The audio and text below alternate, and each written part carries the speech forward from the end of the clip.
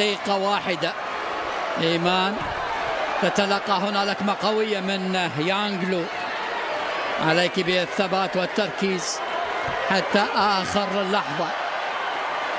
يجب تسديد اللكمات، يجب إبعاد يانغلو.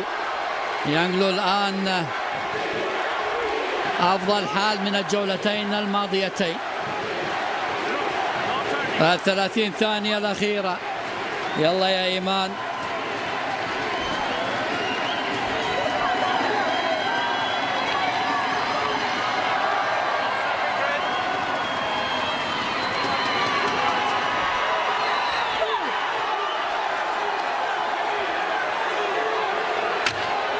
إذن الثواني الأخيرة والصينية لم تجد الحلول. لاحظ إيمان خليف، يا سلام، وفرحة كبيرة، والذهب للذهب لإيمان بالتأكيد. 6-6 تتوج بعد قليل إن شاء الله بذهبية وزن 66 كيلوغرام. ولغة الجسد تعطينا الحال عند يانغلو. يانغلو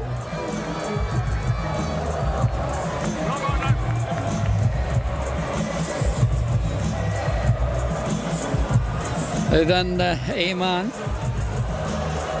الجزائرية التي حققت حلمها بالتأكيد.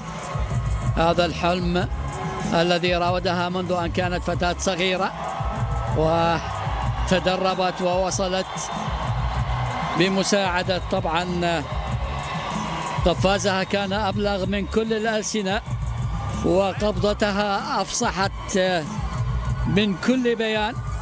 اليوم تفي بوعدها إن شاء الله وترفع نشيدها الوطني من قلب رولان جاروس. إيمان وفرحة بالتأكيد إن شاء الله. The winner on points by unanimous decision, gold medalist and Olympic champion. Victorieuse au point par décision unanime, médaillée d'or et championne olympique. In red from هذه هي الملاكمة. في صغرها كانت تبيع الخبز على الطرقات، واليوم على قمة الأولمبياد.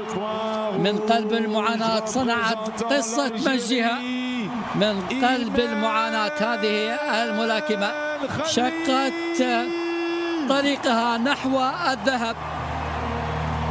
كل الشكر والامتنان لهذا العطاء الكبير من هذه الملاكمة التي آمنت بقدراتها وحققت أحلامها.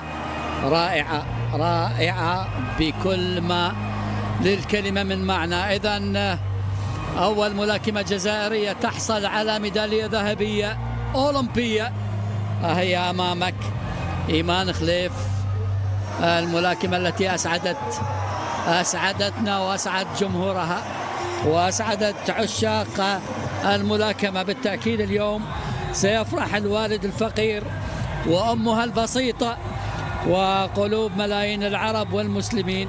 هكذا يصنع البسطاء أفراحهم. هنيئا هنيئا لإيمان خليف، رفعت رأس، وهنا الجمهور الجزائري وهكذا ترد ويردون على من شكك فيهم.